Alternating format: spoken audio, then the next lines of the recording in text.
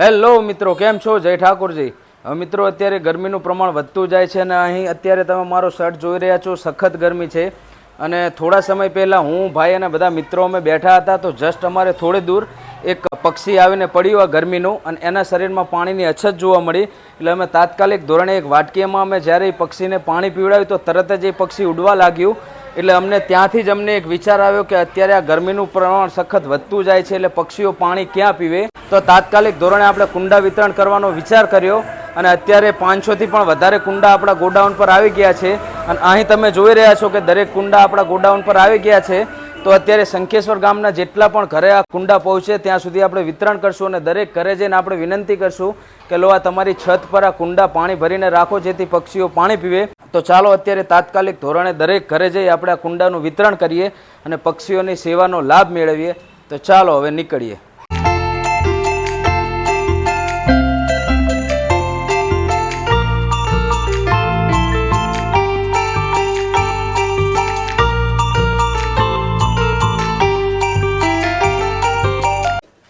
તો હવે મિત્રો આપણે આ કુંડા આપણા રિક્ષામાં લઈ જશું જેથી દરેક શેરીમાં આસાનીથી રિક્ષા જઈ શકે અને આપણું આ કાર્ય સરળ બને. તો ચાલો મિત્રો આપણે આ કુંડા અહીંથી આપણે લઈ જઈએ. અને અત્યારે ગરમીના કારણે શર્ટ ચેન્જ કરવો પડ્યો હતો. તમે જોઈ રહ્યા છો કેટલી સખત ગરમી છે. તો હવે લઈ જશું આપણે. તો ચાલો, તૈયાર?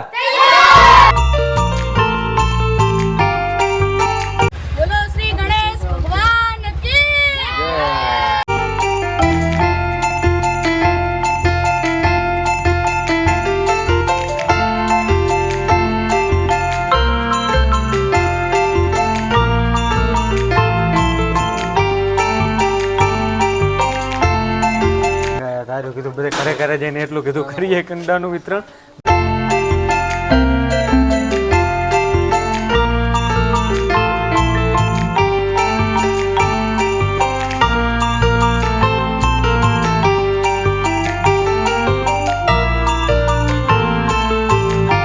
અત્યારે મિત્રો 50% જેટલું કામ આપણું પૂર્ણ થયું છે કુંડા વિતરણ કરવાનું. અને હવે અત્યારે બીજા કુંડા આપણે રિક્ષામાં ભરીને જે ઘર આગળના બાકી છે તો ત્યાં આપણે જલ્દીથી વિતરણ પતાવીએ.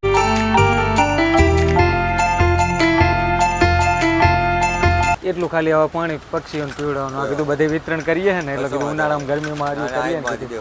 હા બસ.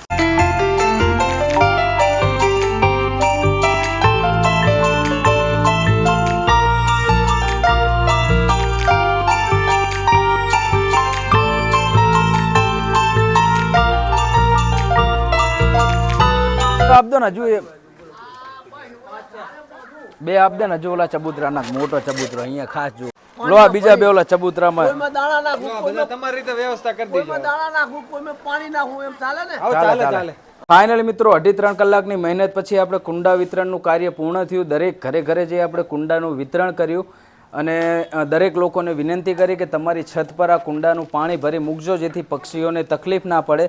અને અત્યારે મિત્રો આ ગરમીમાં આ બાળકોએ ખૂબ જ મહેનત કરી છે ખરેખર. અને હજી પણ મિત્રો આપણી પાસે કુંડા પડ્યા છે તો આપણે શંખેશ્વરની સંસ્થાઓ તેમજ મંદિરો તેમજ અહીંયા KGBV છાત્રાલય છે તો ત્યાં આગળ આપણે વાત કરી કે તમે આ કુંડા ત્યાં આગળ લગાવી દેજો જેથી સદંતરે સદુપયોગ થાય. અને ચાલો હવે મળીએ નવા વિડીયો સાથે. જય ઠાકોરજી. બાળકો ઠંડા થયા?